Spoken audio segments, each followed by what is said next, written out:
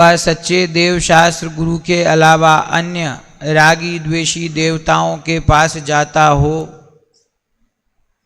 उनके द्वारा कहे हुए शास्त्रादि का अभ्यास करता हो, उस मार्ग में चलने वाले कुगुरु आदि का अनुसरण करता हो, तो यह भूल तो ऐसी है जो स्पष्ट रूप से ख्याल में आती है।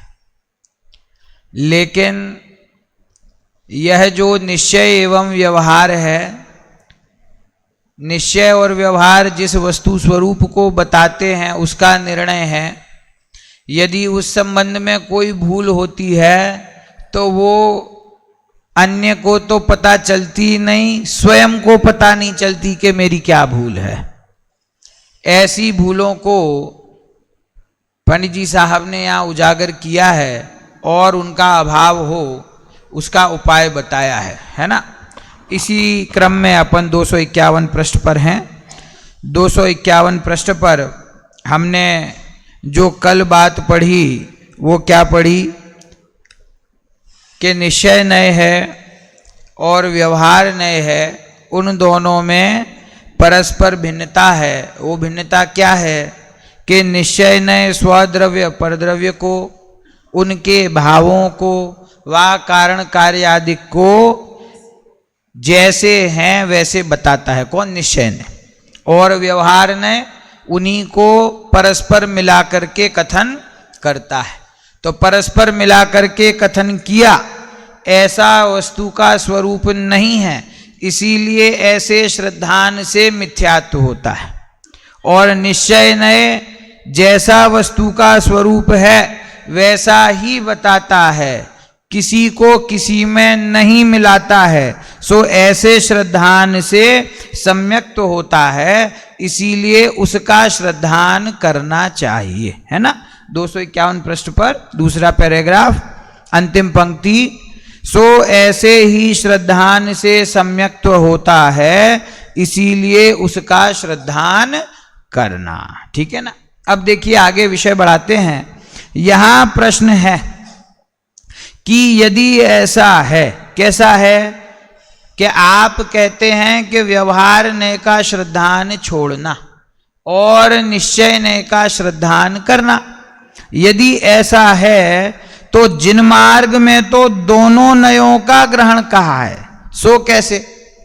जिनेंद्र परमात्मा के आगम में यह बात है कि निश्चय और व्यवहार दोनों को ग्रहण करना चाहिए, और आप कहते हैं कि निश्चय का श्रद्धान करना और व्यवहार का श्रद्धान नहीं करना। क्यों?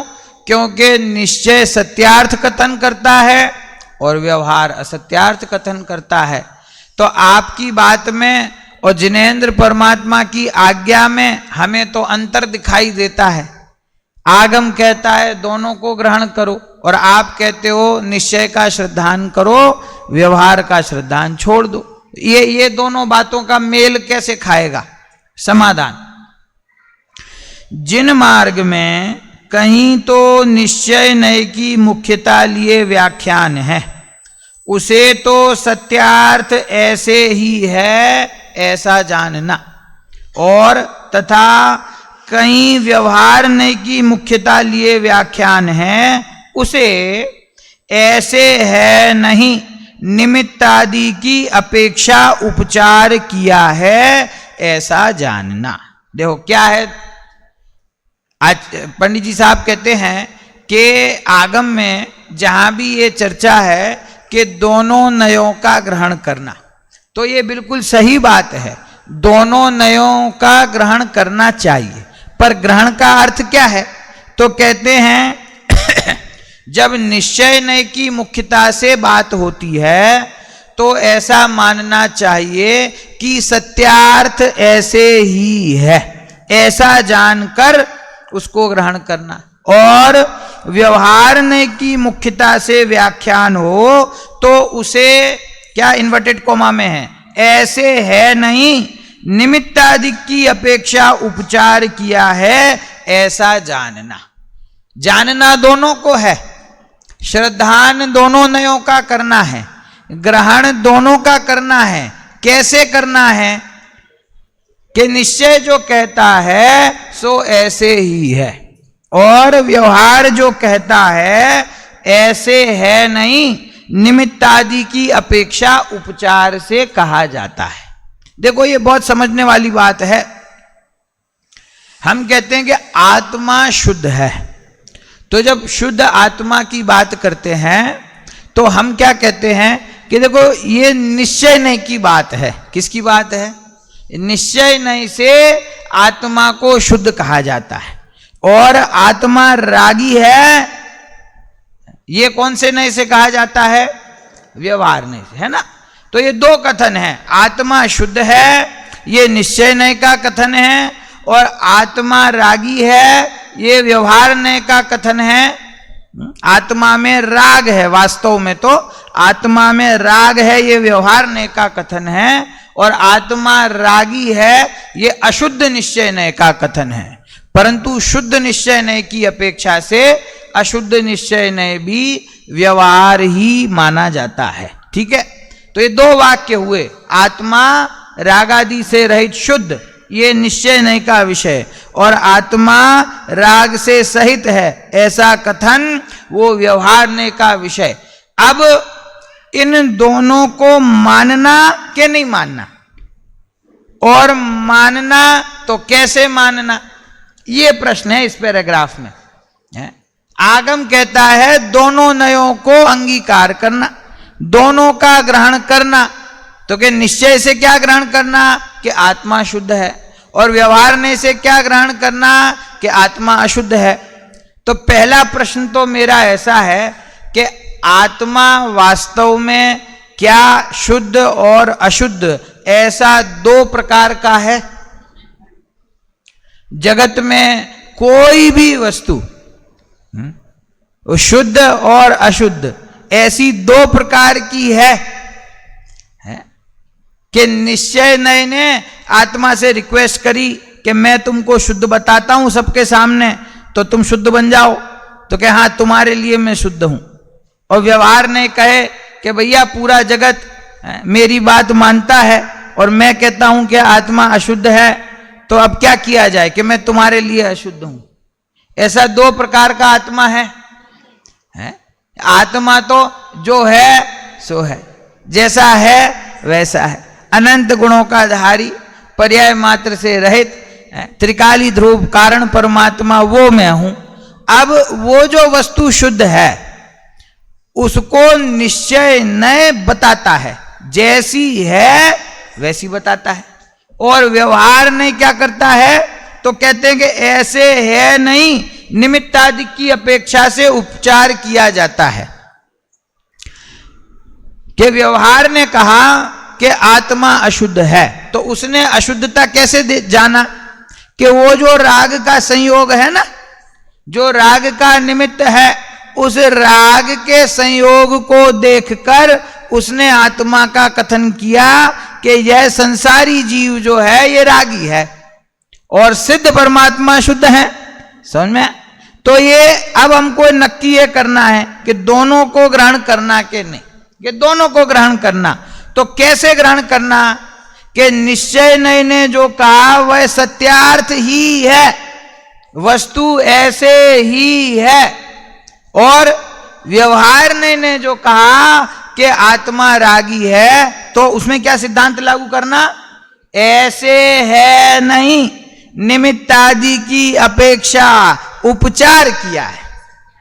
देखो हमारा अभ्यास अनादिकाल से विपरीत होने से जो रागी द्वेषी आत्मा है, अज्ञानी आत्मा है, मिथ्या दृष्टि आत्मा है, वो तो हमें सत्यार्थ लगता है, और जब शुद्धात्मा की चर्चा होती है तो हम कहते हैं अरे वो तो निश्चय नहीं की बात है।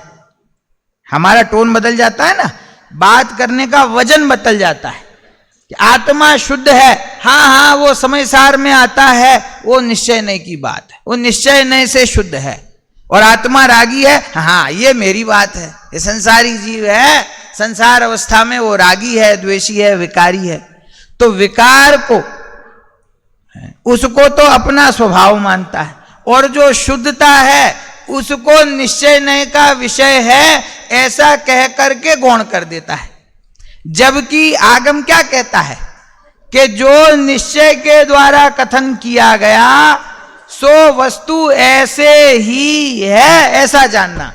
सत्यार्थ ऐसे ही है, मैं शुद्ध हूं, वस्तु ऐसी ही है, उसको निश्चय नय ने वैसा ही बताया, इसीलिए निश्चय नय सत्य है। और व्यवहार नय ने क्या कहा? व्यवहार नय ने कहा कि आत्मा अशुद्ध है। तो वो कैसे कहा? तो कहते निमित्त आदि की अपेक्षा से उपचार करके कहा। उसने देखा कि इस जीव की परिणति में कर्म के उदय के निमित्त से राग आदि विभाव विद्यमान है। तो कहता है जिसको राग आदि विद्यमान है वो शुद्ध कैसे हो सकता है? तो उसने उपचार से कथन किया कि वह आत्मा जो है वह अशुद्ध है, आत्मा जो है वह रागी है। देखो मैं आपको एक बहुत महत्वपूर्ण बात बता रहा हूं। हम जब ये वाक्य का प्रयोग करते हैं कि निश्चय से आत्मा शुद्ध है और व्यवहार से आत्मा अशुद्ध है, ये वाक्य का प्रयोग ही गलत है। निश्चय से आत्मा शुद्ध है और व्यवहार से आत्मा को अशुद्ध कहा जाता है। क्या कहा? व्यवहार नहीं से आत्मा अशुद्ध है नहीं, व्यवहार नहीं से आत्मा को अशुद्ध कहा जाता है। क्यों? कि वो रागादि विकारी भाव का संयोग देखा ना, तो संयोग देख करके उपचरित कथन किया गया। तो ये दो बात मैंने अलग अलग क्यों कही?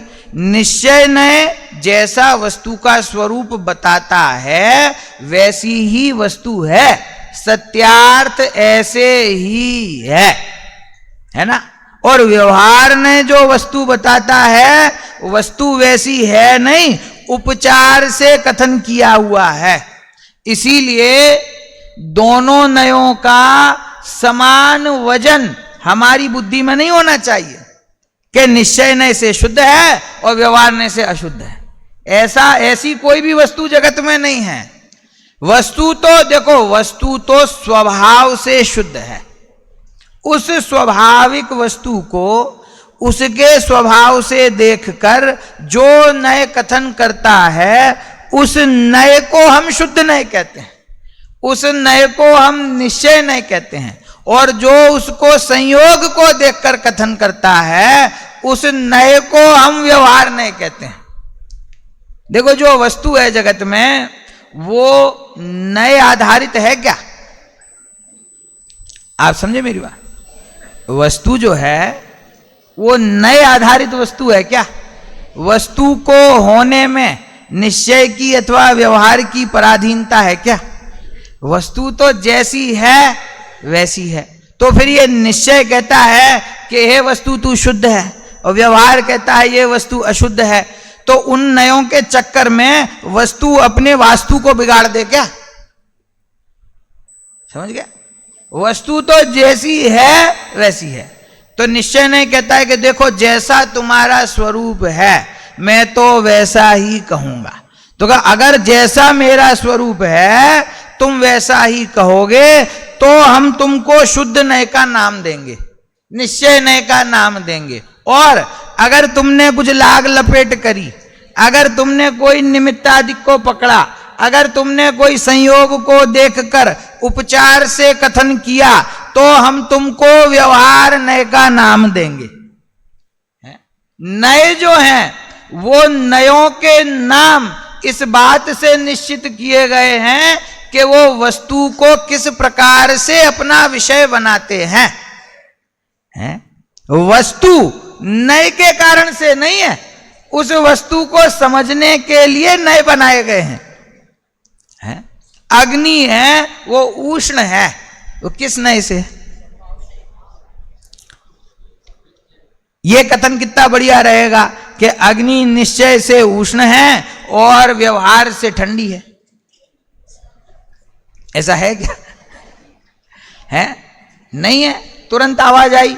तो फिर यही आवाज आत्मा में क्यों नहीं आती कि निश्चय से शुद्ध है व्यवहार से अशुद्ध है? कि हाँ ये ठीक है। यहां पे भी आवाज आनी चाहिए कि नहीं ऐसा स्वरूप नहीं है? उसको व्यवहार से अशुद्ध कहा जाता है। व्यवहार नय जो है वो उपचार कथन है, उपचरित कथन है, वो फॉर्मेलिटी है, वो बस कहने के लिए कहा गया है, उसका कोई अर्थ नहीं है। अर्थ नहीं है मतलब उससे कोई प्रयोजन की सिद्धि नहीं है, वो सत्यार्थ कथन नहीं है, वो भूतार्थ कथन नहीं है। समझ में है? हमारे सुमित जी का बेटा है ना, छोटा सा 5 साल का, बहुत बढ़िया भजन गाता, बहुत बढ़िया है?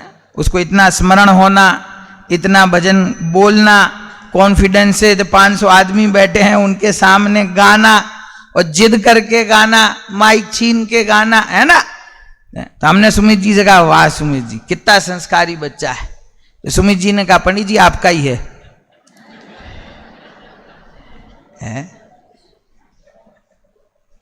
मंदिर बहुत सुंदर बनाया, भाभी जी को हमने अभिवादन दिया, बहुत सुंदर मंदिर बनाया, विपिन जी को अभिवादन दिया, बहुत सुंदर मंदिर बनाया, क्या आपका ही है? ये बालक जिसके लिए कह दिया गया कि आपका ही है, तो क्या किया जाए, घर ले जाए? कि देखो कहने वाला भी जानता है कि उपचार से कहा गया है, और सुनने वाला भी जानता है कि उपचार से कहा गया है। इन कथनों का कोई अर्थ नहीं ना, ये तो बस कहे जाने के लिए कहे जाते हैं। सत्यता आप भी जानते हो और हम भी जानते हैं। ये इसी का नाम व्यवहार है, इसी का नाम उपचार है, इसी का नाम फॉर्मेलिटी है। तो अब ये उपचार से जो आत्मा का कथन करे, उस नय को यदि हम त्रिकाल सत्य मान लेवें, तो वो जिस विषय की तरफ हमें ले जा रहा है उसका श्रद्धान करने से मिथ्यात्व होता है। और निश्चय नय का स्वरूप क्या है कि वस्तु जैसी है उसका वैसा ही कथन करता है, इसीलिए ऐसा श्रद्धान करने से सम्यक तो होता है। इसीलिए जहां आगम में निश्चय नय की मुख्यता से कथन, ये देखो अब ये जिम्मेदारी किसकी है? ये श्रोता की जिम्मेदारी है। क्या कभी कभी मुझे ऐसा अनुभव होता है कि जो श्रोता होते हैं वो ये समझते हैं कि हमारे दिमाग में ये तत्व घुसाने की जिम्मेदारी ये जो बोल रहा है इसकी है। अगर ये एकाध अपेक्षा भूल जाए, सही नहीं बता पाए, है तो उसकी गलती है, हमारी क्या गलती? हम तो श्रोता है। श्रोता बिल्कुल निर्भर होके बैठा हुआ है। पूजा चल रही है, वो 3 जने गा रहे हैं ना वहां बैठ के, हमको बोलने की क्या जरूरत? भक्ति चल रही है, बोले वो तो बोल रहे हैं ना, हमको क्या जरूरत है? हमको यहां से फोर्स करना पड़ता है, अरे कम से कम स्वाहा ही बोल दो कि हमें पता है आप ज्यादा और कुछ बोलोगे नहीं, तो कहते स्वाहा ही बोल दो। तो बड़ी मुश्किल से वो स्वाहा बुलवाते हैं, तो आप कहते हो स्वाहा।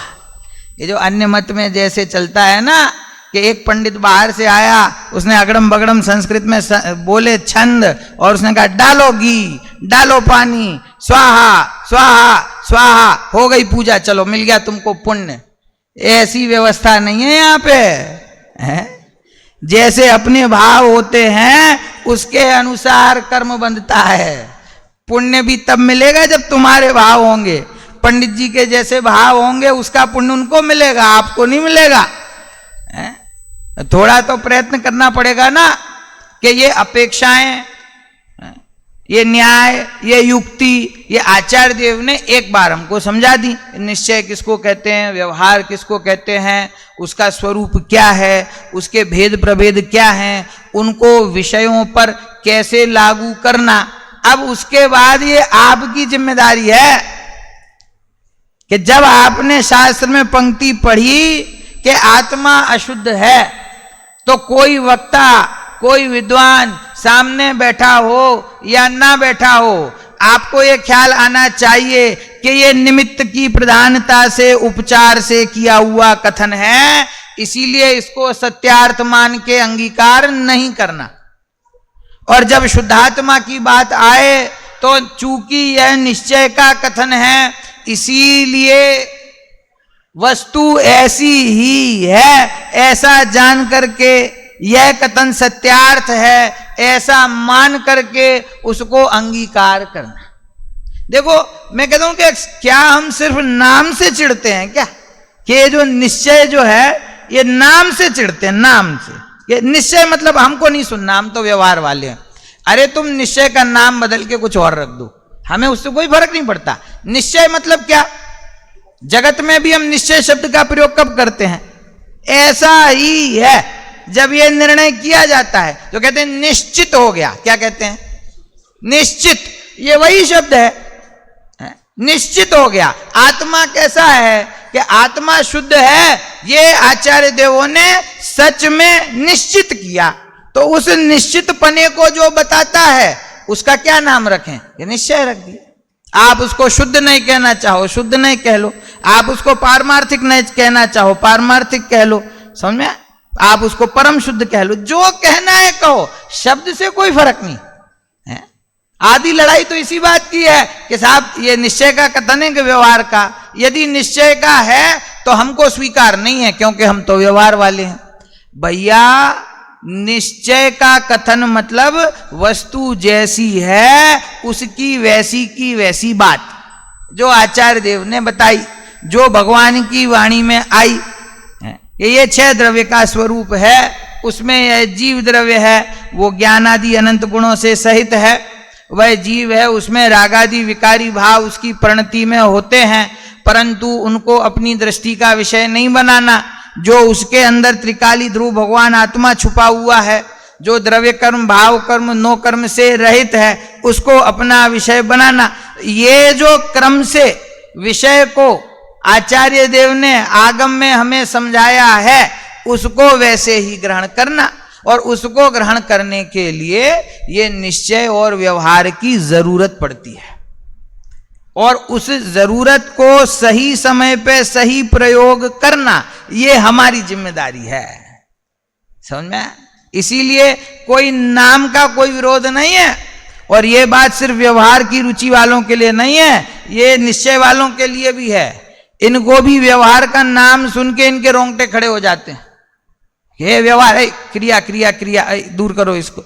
अरे क्रिया का नाम व्यवहार नहीं है, समझ गए ना। अब तो व्यवहार नहीं क्या है, व्यवहार नहीं मतलब उपचरित कथन, व्यवहार नहीं मतलब असत्यार्थ कथन। क्रिया में तो नए का, ये मैं बार रोज दोहराता हूं कि आप भी बोलना चाहिए आपको। प्रवृत्ति में नए का प्रयोजन ही, तो फिर व्यवहार का मतलब हम क्या समझें कि व्यवहार मतलब उपचरित कथन, तो उसका श्रद्धान करें कि ना करें, कि करो ना, बिल्कुल करो। कैसा श्रद्धान करें कि यह जो कहता है इसका कथन असत्यार्थ होता है, ऐसा श्रद्धान करो। और निश्चय का कैसा श्रद्धान करें कि यह जो कहता है इसका कथन सत्यार्थ होता है। इसका अर्थ क्या हुआ कि जब जिनवाणी में ये आए निश्चय से ऐसा वस्तु का स्वरूप है, तो उसको उड़ा नहीं देना कि अरे ये तो निश्चय की बात है। वो निश्चय की बात नहीं है, वो वस्तु का स्वरूप है। वो वस्तु वैसी की वैसी है, वैसी निश्चय नय ने बताई है। इसीलिए इस प्रकार से दोनों नयों का ग्रहण है। देखिए आगे पंक्ति पढ़ता हूं। इस प्रकार जानने का नाम ही दोनों नयों का ग्रहण है। किस प्रकार जानने का नाम?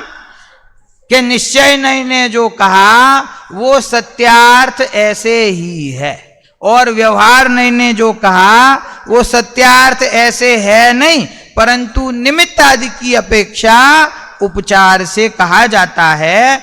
इस प्रकार जानने का नाम ही दोनों नयों का।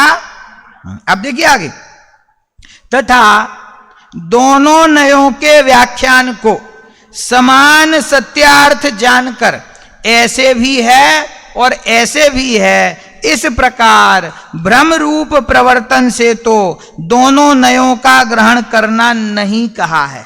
ये हमारी भूल है। देखो क्या भूल है कि दोनों नयों के व्याख्यान को सुनकर ब्रह्म रूप से प्रवर्तन करे। क्या प्रवर्तन करे? कि दोनों को समान रूप से सत्यार्थ जाने, और क्या निर्णय किया कि हाँ निश्चय नय से वस्तु शुद्ध है और व्यवहार नय से अशुद्ध है। दोनों को समान रूप से सत्यार्थ माना, तो ये दोनों नयों का ग्रहण हुआ कि नहीं? कहते नहीं हुआ। दोनों को समान जान करके, दोनों को सत्यार्थ जान करके ग्रहण किया तो वास्तव में ग्रहण नहीं हुआ। तो कैसे ग्रहण करना? कि निश्चय का कथन ऐसे ही है, यही सत्यार्थ है, यही वस्तु का स्वरूप है, ऐसा जानना।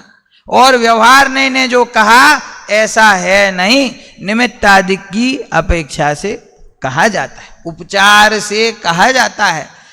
तो इसीलिए वो वास्तव में वस्तु का त्रिकाल स्वरूप नहीं है, उसको वैसे ग्रहण नहीं करना। तो जिसमें जितना वजन है, निश्चय में जितना वजन है, उसको वैसे ग्रहण करना, और व्यवहार की बात जिस अपेक्षा कही गई है उसको वैसे ग्रहण करना, इसका नाम ही दोनों नयों का ग्रहण है। तो अब मैं समझता हूं कि मेरे निमित्त से निश्चय और व्यवहार, ये निश्चय वाले और व्यवहार वाले, ये भेद खत्म हो जाना चाहिए। कम से कम इतने जो 500-600 लोग यहां बैठे हैं, उनके मन में से तो ये भ्रम निकल जाना चाहिए। क्यों? क्योंकि आप निश्चय वाले भी हैं और आप व्यवहार वाले भी हैं। इसीलिए नहीं कि आप प्रवचन सुनते हैं आत्मा का और पूजा करते हैं 2 घंटे, इसीलिए निश्चय व्यवहार वाले नहीं हैं। आप निश्चय और व्यवहार वाले इसलिए हैं क्योंकि आप निश्चय का निश्चय रूप से श्रद्धान करते हैं और व्यवहार का व्यवहार रूप से श्रद्धान करते हैं। दोनों नयों को ग्रहण करते हैं, जैसा करना चाहिए वैसा करते हैं, उसमें जो भ्रम है उनको दूर करके करते हैं। इसीलिए आप आगम को सच्ची तरह से जानने वाले श्रोता हैं। इसीलिए आपको निश्चय और व्यवहार संबंधी सच्चा निर्णय है, और ये हमेशा जीवन पर्यंत ये स्पष्टता हमारे दिमाग में रहनी चाहिए। ठीक है, देखिए, दोनों नयों के व्याख्यान को समान सत्यार्थ जानकर ऐसे भी है और ऐसे भी है, ऐसे भी है, ऐसे भी है, मतलब निश्चय से देखो तो आत्मा शुद्ध है और व्यवहार से देखो तो आत्मा अशुद्ध। ऐसा है कि नहीं बहन? निश्चय से देखो तो शुद्ध और व्यवहार से देखो तो अशुद्ध। फिर वहीं आ गए। दोनों नयों का वजन समान नहीं है। दोनों को एक समान जानकर, सत्यार्थ जानकर ग्रहण करना, ये दोनों नयों का ग्रहण नहीं है। आत्मा शुद्ध है सो वस्तु ऐसे ही है, और व्यवहार ने जो अशुद्ध कहा वो वस्तु ऐसी है नहीं, उपचार से कहा गया है। इस प्रकार से दोनों नयों का ग्रहण करना है। ऐसे भी है और ऐसे भी है, इस प्रकार भ्रम रूप प्रवर्तन से तो दोनों नयों का ग्रहण करना नहीं कहा है। ठीक है, अब देखिए प्रश्न, शिष्य भी कम नहीं है, एक से एक प्रश्न है उसके पास। फिर प्रश्न है कि यदि व्यवहार न असत्यार्थ है, आपने हमको समझाया, अब हमको समझ में आ गया कि व्यवहार न असत्यार्थ है। अब हमारा क्या प्रश्न है कि यदि व्यवहार न असत्यार्थ है तो उसका उपदेश जिन मार्ग में किस लिए दिया? एक निश्चय न ही का निरूपण करना था कि हमको ये निश्चय व्यवहार के चक्कर में उलझाया किसने? क्या आचार्य देव आपने ही तो उलझाया है। यदि ये व्यवहार न सर्वथा असत्यार्थ ही है, अंगीकार करने योग्य नहीं है, वो सच्ची बात नहीं कहता है, उपचरित कथन करता है, तो फिर आपने शास्त्र में व्यवहार न की बात लिखी ही क्यों? आप लिखते नहीं तो हमको कोई झंझट होता ही नहीं। सीधा सीधा आप निश्चय की बात करते और हम उसको ही अंगीकार करते। तो जिन मार्ग में व्यवहार न का उपदेश दिया ही क्यों? एक निश्चय न ही का निरूपण करना चाहिए था। समाधान, ऐसा ही तर्क समय सार में किया है। यही बात समय सार में 8वीं गाथा के पूर्व पूछी गई है कि व्यवहार न का जिनवाणी में क्या स्थान है। व्यवहारने की बात जिनवाणी में क्यों कही गई? तो कहते हैं उसका उत्तर यह दिया गया है, 8वीं गाथा है, जहणवी सक्क मणज्जो अणज्य भाषम विणाऊ गाये हुम तह व्यवहारेण विणा परमथु वयसण मसक्कम। बहुत प्रसिद्ध गाथा है। अर्थ, जिस प्रकार अनार्य अर्थात म्लेच्छ को म्लेच्छ भाषा बिना अर्थ ग्रहण कराने में कोई समर्थ नहीं है, उसी प्रकार व्यवहार के बिना परमार्थ का उपदेश अशक्य है, इसीलिए व्यवहार का उपदेश है। क्या कहा? कि जिस प्रकार म्लेच्छ हो उसको म्लेच्छ की भाषा में जब तक ना बताया जाए तब तक उसको अर्थ का ग्रहण नहीं होता, उसी प्रकार व्यवहार के बिना परमार्थ का उपदेश अशक्य है। क्या कहा? व्यवहार के बिना परमार्थ का उपदेश अशक्य है, इसीलिए व्यवहार का उपदेश है, इसीलिए जिनवाणी में व्यवहार ने बताया गया। उदाहरण तो बहुत सबको ज्ञात है, कोई लोग नए हों तो संक्षेप में दोहराता हूं कि समय सार ग्रंथ में ये उदाहरण दिया कि जैसे कोई अपन आज की भाषा में कहें तो अनपढ़ व्यक्ति, आज की भाषा में क्यों कहें, अभी का अपना उदाहरण ले लेना, कन्नड़ में इतनी सुंदर भक्ति अभी सुनी, क्या समझ में आया? नहीं आया ना? तो अब जिन्होंने गाई उनको उनसे पूछना पड़ेगा कि इसमें क्या कहा गया है, तो वो हिंदी में अर्थ बताएंगी तो हमको पता चलेगा कि क्या अर्थ है। अब उनने अपनी भाषा में गाई तो हमें नहीं आई ना समझ में, तो अब वो हमको समझना हो तो कैसे समझी जाएगी? जब वो हमारी भाषा में समझाई जाएगी तब हमारी समझ में आएगी। भाई यही उदाहरण है। ऐसे ही अनादिकाल से जो अज्ञानी जीव है, जिसको परमार्थ का परिचय नहीं है, जिसको वस्तु का परिचय नहीं है, अब उसको परिचय कराना है तो उसको परिचय कैसे होगा? तो क्या उसको उसकी भाषा में बताना पड़ेगा। तो उसकी भाषा कौन सी है? कि उसकी भाषा व्यवहार की भाषा है। इसीलिए व्यवहार से जब उस वस्तु को भेद करके उपचार से समझाते हैं तो समझ में आती है, वरना समझ में नहीं आती। इसीलिए व्यवहार को जिनवाणी में स्थान दिया गया। समझ में? छोटा बच्चा होता है ना, 2 वर्ष का 3 वर्ष का, तो घर में होता है, तो हमें अपनी पत्नी से कुछ काम है तो हम कहते जा बेटा मम्मी से कहना पापा बुला रहे हैं। क्या कहते हैं? मम्मी से कहना पापा बुला रहे हैं। ये मम्मी है, ये बेटे की मम्मी है कि बाप की मम्मी है? हैं? पिता की तो वो पत्नी है ना, लेकिन वो अपने बच्चे से कहे मेरी पत्नी को बुला लाओ, तो कथन तो निश्चय का हो गया, पर उसके समझ में कैसे आएगा हैं कि मेरी पत्नी कौन है? तो उसको क्या कहते हैं? उसकी भाषा में समझाते हैं, जा बेटा मम्मी को बुला लाओ, तो वो समझ जाता है कि मेरी मम्मी को बुलाया जा रहा है ना।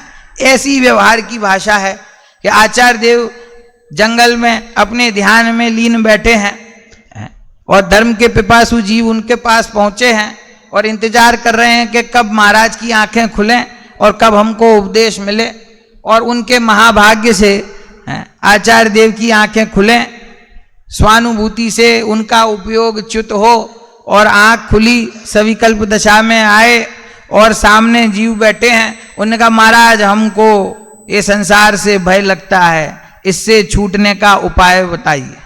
तो उनने कहा कि मैं आत्मा हूं, और वापिस से अपने ध्यान में लीन हो गए। कि अब समझ में तो कुछ आया नहीं, मैं आत्मा हूं मतलब क्या है? अब फिर बैठे रहे, फिर घंटे 2 घंटे बाद उनका उपयोग खुला तो उनने कहा कि जिसमें ज्ञान दर्शन चारित्र होता है वो आत्मा होता है। तो जब ज्ञान दर्शन चारित्र ऐसा भेद किया तो पता चला कि आत्मा का स्वरूप क्या है। यदि उसका भेद ना किया जाए, इसको बोलते हैं व्यवहार की भाषा। भेद सो व्यवहार, अभेद सो निश्चय, ये परिभाषा है ना। तो भेद किया आचार्य देव ने कि जिसमें ज्ञान है, दर्शन है, चारित्र है, उसका नाम आत्मा है। तो जब ज्ञान दर्शन चारित्र भेद करके समझाया गया तो समझ में आता है। और यदि वो भेदों को ना बताया जाए कि आत्मा कैसा है, कि बस आत्मा आत्मा है, समझ में पंक्ति है ना उसमें। देखो ये गाथा कहां पे आई, कौन सी गाथा है? 8। आप सुबह कौन सी गाथा का प्रवचन सुन रहे हो? 6वीं का पूरा हो गया, 7वीं गाथा चालू हो गई है। उसमें क्या सुना आपने कि आत्मा में जो ज्ञान दर्शन चारित्र हैं ये भी उपचार से कहे गए हैं। वास्तव में आत्मा में ज्ञान दर्शन चारित्र का भेद नहीं है। तो फिर कैसा है आत्मा? कि वो तो अभेद है। कैसा है? कि वो तो जैसा है वैसा है। ज्ञान दर्शन चारित्र के भेद से उस आत्मा को समझाने के बाद ये उपदेश दिया आचार्य देव ने कि ज्ञान दर्शन चारित्र का जो भेद बताया उस भेद में उलझना नहीं, उस भेद में अटकना नहीं, उस भेद को अपना लक्ष्य बनाना नहीं। तो किसको लक्ष्य बनाना? कि अभेद को। तब वहां यह प्रश्न उपस्थित किया कि जब आपको हमें अभेद आत्मा ही बताना था, वहीं पर ले जाना था, तो फिर ये ज्ञान दर्शन चारित्र का भेद हमको बताया ही क्यों है? तो कहते देखो अगर ये नहीं बताते तो भी तुम्हारी समझ में नहीं आता, और बताने के बाद यदि तुम इसमें ही अटक गए तो भी तुम्हें उस अभेद आत्मा की प्राप्ति नहीं होगी। तो वो भेद करके समझाना ये भी आवश्यक है, फिर भेद से दृष्टि हटा करके अभेद में जाना ये भी आवश्यक है। तो वो जो भेद करके समझाया वो व्यवहार, तो शास्त्र में बोलो व्यवहार की जरूरत है या नहीं? तत्वार सूत्र ग्रंथ है, वो तो एक एक सूत्र में एक एक चीज के भेद प्रभेद भेद प्रभेद भेद प्रभेद से समझाया ना। तो वो भेद प्रभेद समझने से क्या होता है कि हमारे ज्ञान में उस वस्तु संबंधी अत्यंत स्पष्टता होती है। अब अगर व्यवहार को जिनवाणी में स्थान नहीं देते तो पता क्या होता कि वो तत्वार सूत्र ग्रंथ ही नहीं होता, नए चक्र का ग्रंथ ही नहीं होता। क्यों? क्यों? उसमें तो भेद प्रभेद करके वस्तु समझाई, अपेक्षाओं से वस्तु समझाई, नयों से वस्तु समझाई, तो फिर ये गायब हो जाते सब। लेकिन आचार्य देव उसका महत्व जानते हैं कि जब तक भेद पूर्वक उपचार से, नयों से, युक्ति से इस जीव को ये बात विस्तार से समझाई नहीं जाएगी तब तक उसको वह वस्तु का ग्रहण नहीं होगा। इसीलिए उस व्यवहार ने को जिनवाणी में स्थान दिया गया। क्यों दिया गया? उसके बिना परमार्थ का उपदेश अशक्य है। क्या कहा? अब देखो आप ये विचार करो कि 8वीं गाथा में ये कहा कि व्यवहार के बिना परमार्थ का उपदेश अशक्य है। अब यहां पे जो व्यवहार है, क्या ये व्यवहार क्रिया रूप हो सकता है? क्या ये व्यवहार व्रत तप संयम की प्रवृत्ति रूप हो सकता है? व्रत तप संयम की प्रवृत्ति का ये व्यवहार से दूर दूर तक कोई संबंध नहीं है। व्यवहार मतलब भेद कथन, व्यवहार मतलब उपचरित कथन, व्यवहार मतलब एक द्रव्य को दूसरे द्रव्य में मिलाकर के किया जाने वाला कथन है। किसी द्रव्य को किसी द्रव्य में, किसी भाव को किसी भाव में, एक की प्रवृत्ति को दूसरे की प्रवृत्ति कहना, ये व्यवहार है। कोई क्रिया का नाम व्यवहार नहीं, कोई वस्तु का नाम व्यवहार नहीं है, कोई प्रवृत्ति, कोई भाव, कोई द्रव्य, कोई गुण, कोई वस्तु जगत में निश्चय या व्यवहार नहीं है। तो फिर क्या है निश्चय व्यवहार? कि वो निश्चय और व्यवहार वस्तु के कथन की पद्धति का नाम है, कोई वस्तु का नाम नहीं है। तो व्यवहार है वो असत्यार्थ होने पर भी, अभूतार्थ होने पर भी उसको जिनवाणी में स्थान दिया गया। क्यों दिया गया? क्योंकि उसके बिना परमार्थ को समझाया नहीं जा सकता। तो जो परमार्थ को समझने में सहायता करता है उसका नाम व्यवहार है। जो व्यवहार नय है वो क्या करता है कि वो वास्तव में निश्चय नय का प्रतिपादन करता है। क्या करता है? व्यवहार नय निश्चय नय का प्रतिपादन करता है, और निश्चय नय जो है वो व्यवहार नय का निषेध करता है। क्या कहा?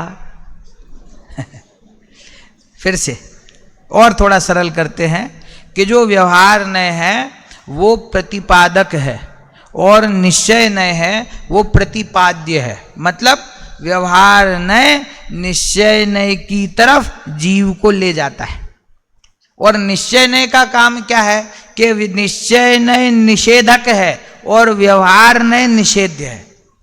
कि जब व्यवहार इस जीव को निश्चय के पास ले जाता है तो निश्चय जो है वो उस व्यवहार का निषेध कर देता है कि साहब ये निश्चय बहुत क्रूर है।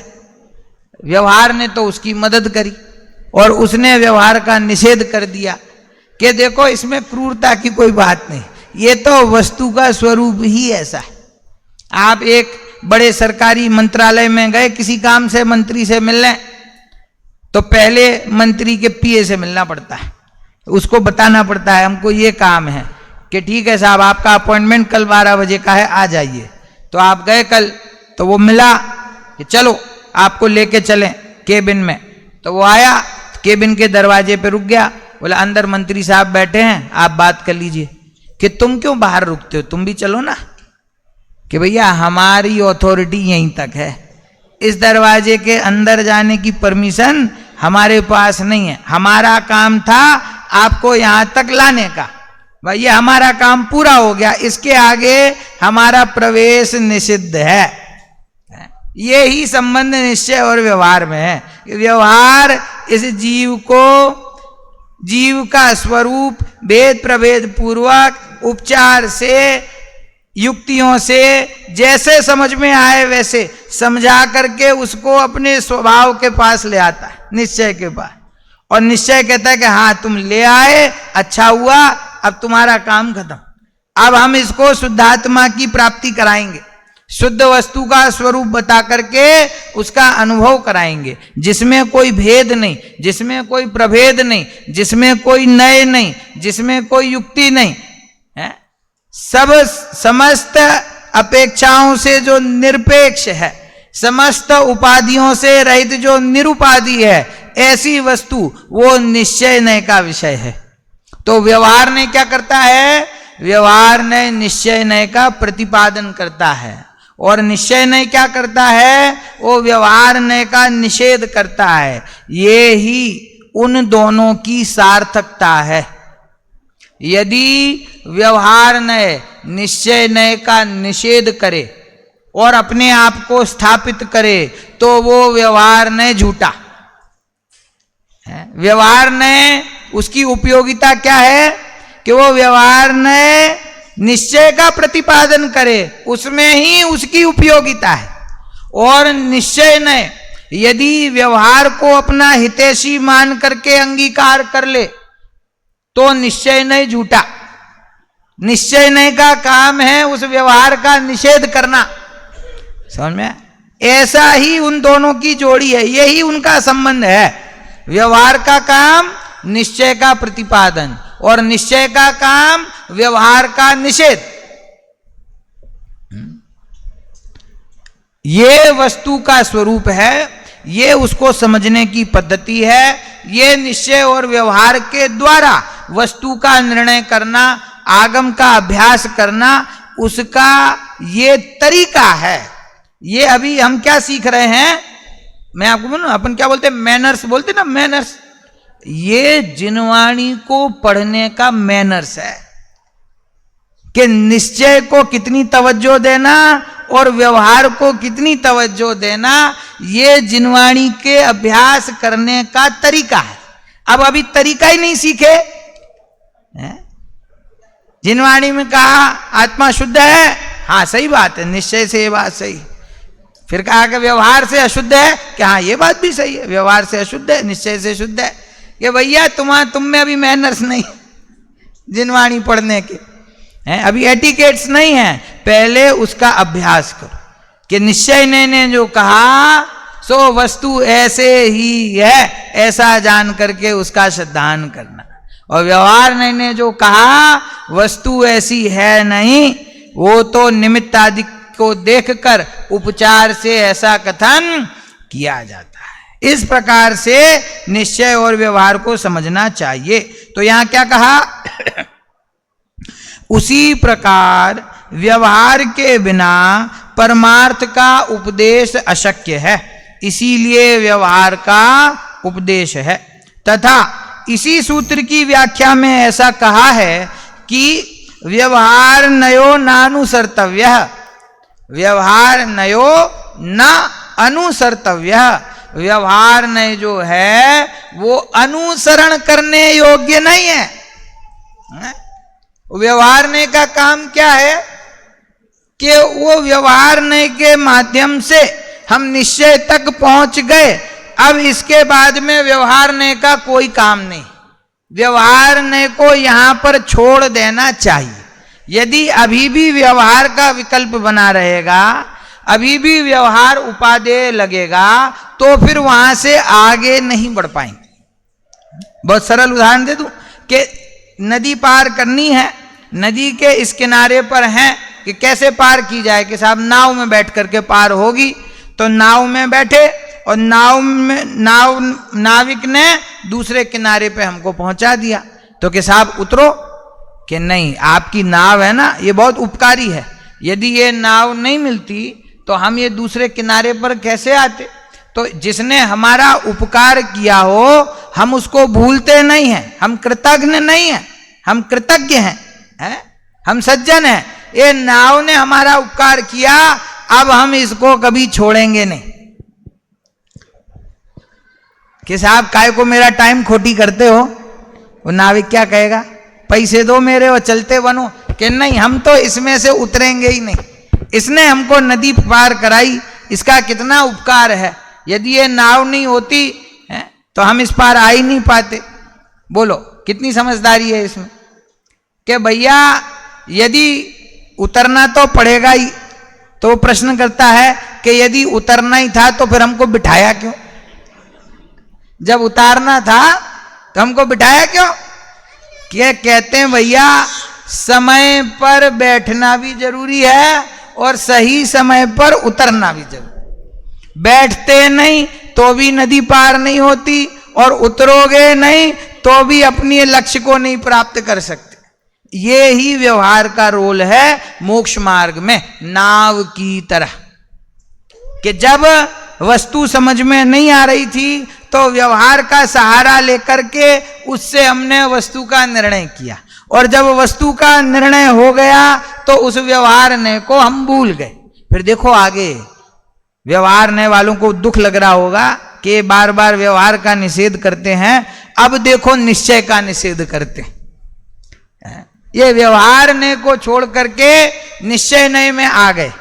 अब कहते हैं कि देखो निश्चय से मैं शुद्ध हूं, निश्चय से मैं एक हूं, निश्चय से मैं अभेद हूं, मुझ में षटकारक का भेद भी नहीं है, मैं ही ज्ञान, मैं ही ज्ञाता, मैं ही ज्ञेय हूं।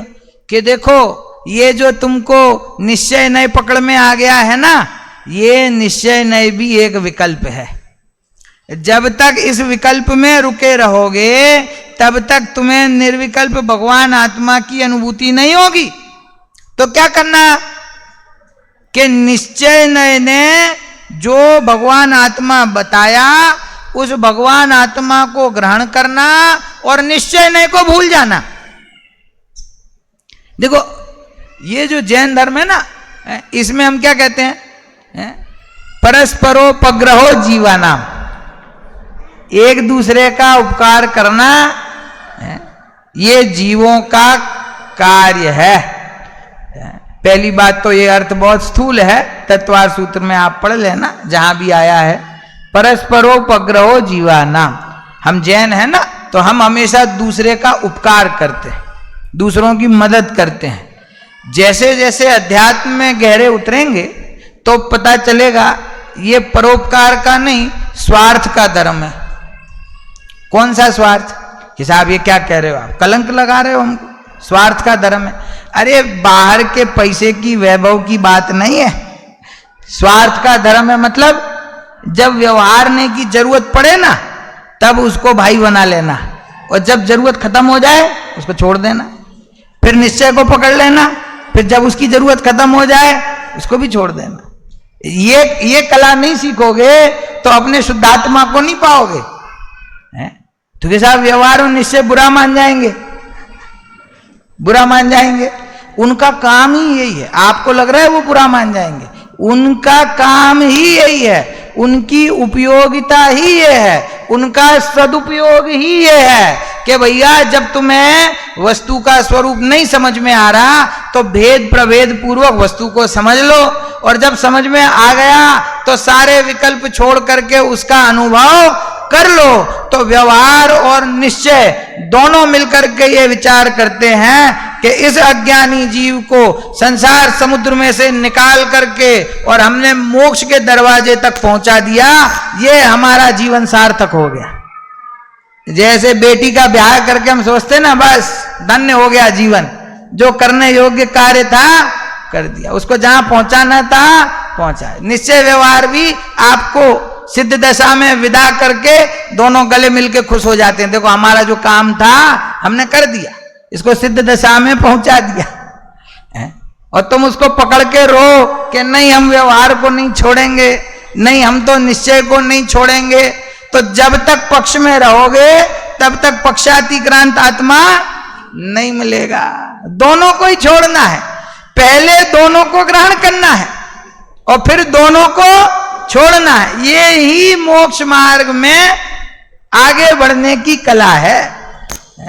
समय आने पर ग्रहण करना और समय आने पर छोड़ देना। देखो ये हम नहीं कहते हैं, ये आचार्य देवों ने कहा है, ये बात ज्ञानियों ने कही है, ये बात छैडाला ग्रंथ में सभी जगह है। प्रमाण नए निक्षेप प्राथमिक अवस्था में जीव को वस्तु स्वरूप का निर्णय करने में सहायक हैं। ये ही प्रमाण नए और निक्षेप आत्मानुभूति के काल में बाधक है। जो साधक है वही बाधक है। निर्णय करते समय सहायक है और अनुभव करते समय बाधक है। तो जब निर्णय करना हो तो उनको सहायक बना लेना, और जब अनुभव करना हो तो उनको छोड़ देना। ये ही निश्चय और व्यवहार को अपने जीवन में प्राप्त करने की कला है। इस प्रकार निश्चय और व्यवहार के सच्चे स्वरूप को समझकर हमारी भ्रांतियों को दूर करके उनका नयों का सदुपयोग करके अपनी आत्मा को हम प्राप्त कर सकें, इस भावना से हम अभी की बात समाप्त करते हैं। अभी हम सभी आदरणीय पंडित श्री ज्ञायक जी शास्त्री भाई साहब के माध्यम से मोक्ष मार्ग प्रकाशक ग्रंथ के आधार से चर्चा सुन रहे थे। आपके बीच में पुनः एक महामंगलकारी आमंत्रण पुनः आपके बीच में है। तो हे भव्यों, ध्यान से सुनिएगा। भव्य ऐतिहासिक आदर्श पंच कल्याणक तीर्थ धाम ढाई दीप जिनायतन व श्री दिगंबर जैन दिव्य देशना ट्रस्ट दिल्ली के तत्वावधान में श्री वर्धमान ज्ञान तीर्थ नोएडा की पुण्य धरा पर होने वाला है। एक बार जोरदार ताली साथ हम अनुमोदन करें उसकी। ये भव्य पंच कल्याणक 25 नवंबर से 30 नवंबर 2025 तक होने वाला है। पुनः ये डेट आप ख्याल में रख लीजिएगा। क्या डेट कही? 25 नवंबर से 30 नवंबर 2025 में वो भव्य पंच कल्याणक होने वाला है, जिसकी वीडियो क्लिप आपके बीच में एक बार वो अवश्य देखें आप। संगीत संग बाजे मृदंग मन में उमंग जन मलंग भीतर जब भक्ति पर्व बन जाए और पर्व बन जाए मोक्ष का मार्ग, तो समझ लीजिए आने वाला है पंच कल्याणक महोत्सव महान। 5 दिव्य अध्याय गर्व जन तप ज्ञान और मोक्ष। पूरी नगरी आज सजाओ बेलान बेली है आई, ढोल नगाड़े आज बजाओ संग बजाओ रे शहनाई। पूरी नगरी आज सजाओ बेलान जुड़िए हमारे साथ इस दिव्य अवसर पर श्री वर्धमान ज्ञान तीर्थ।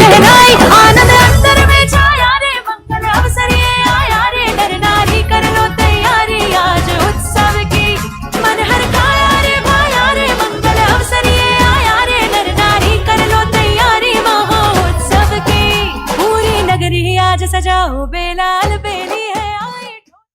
मैं आपको बता देना चाहता हूं, जो ये भव्य जिन मंदिर ग्रेटर नोएडा में वर्धमान ज्ञान तीर्थ के नाम से बनके तैयार हो रहा है, उस मंदिर की अनेकों विशेषताएं हैं। जिन विशेषताओं में आपका मैं ध्यान आकर्षित करना चाहूंगा, वहां की सर्वप्रथम विशेषता यह है कि पूज्य गुरुदेव श्री की पुण्य प्रभावना योग में यह प्रथम बार ही होने जा रहा है कि बिना लोहे और बिना सीमेंट का, सिर्फ चूने और पत्थर से वो भव्य जिन मंदिर बनके तैयार हो रहा है। जिस भव्य जिन मंदिर में ही पूरे कैंपस के अंदर ज्ञान और वैराग्य और अध्यात्म की वहां पर धारा निरंतर प्रभावित हो, इस रूप में ही वहां पर वर्धमान विद्यालय भी, वहां महाविद्यालय भी प्रारंभ हो चुका है। जिस महाविद्यालय के अंतर्गत जो भी आचार्य अर्थात एमए करना चाहते हैं, शोध प्रबंध करना चाहते हैं, पीएचडी करना चाहते हैं, उनके लिए पहली बार ऐसा महाविद्यालय वहां पर प्रारंभ हो चुका है। ऐसी उस भव्य पुण्य धरा पर 25 नवंबर से 30 नवंबर भव्य ऐतिहासिक पंच कल्याणक प्रतिष्ठा महोत्सव होने जा रहा है। आप विचार कर लीजिए, ये पंच कल्याणक वो पंच कल्याणक होते हैं जो नर से नारायण बनने की विधि बताते हैं। उस पंच कल्याणक के अंतर्गत वहां पर जगत को नहीं दिखाया जाता, उन जगत से भिन्न वो जगन्नाथ जो अंदर बैठा हुआ है उसका दर्शन कराया जाता है। ऐसे वो भव्य पंच कल्याणक होते हैं। और उस भव्य पंच कल्याणक के जो हमारे प्रतिष्ठाचार्य हैं, वे हमारे हैं प्रतिष्ठा पितामह बाल ब्रह्मचारी अभिनंदन जी शास्त्री, उस सारी प्रतिष्ठा के प्रतिष्ठाचार्य रहेंगे। साथ ही साथ संपूर्ण निर्देशन आदरणीय पंडित श्री विपिन जी शास्त्री ढाईदीप मुंबई वालों का पूरा निर्देशन रहेगा। ऐसा वो भव्य पंच कल्याणक होने वाला है। वहां पे आवास सीमित है, तो पुनः कहना चाहेंगे शीघ्र अति शीघ्र अपना रजिस्ट्रेशन आप कर लीजिएगा। मात्र रजिस्ट्रेशन के वहां पे 200 रुपए लग रहे हैं। बाकी रूम संबंधी किसी भी प्रकार का, भोजन संबंधी किसी प्रकार का कोई भी चार्ज वहां पर लिया नहीं जाएगा। तो शीघ्र अति शीघ्र बहुत सीमित स्थान है, दिल्ली जैसी महानगरी है, और उस स्थान पर हम वहां पहुंचकर वो 3 लोक के नाथ हमारे जैसे गर्भ में आएंगे, जन्म लेंगे, और ऐसा कौन सा कार्य वो कर देंगे कि वो मनोहारी वेदियों में जाकर विराज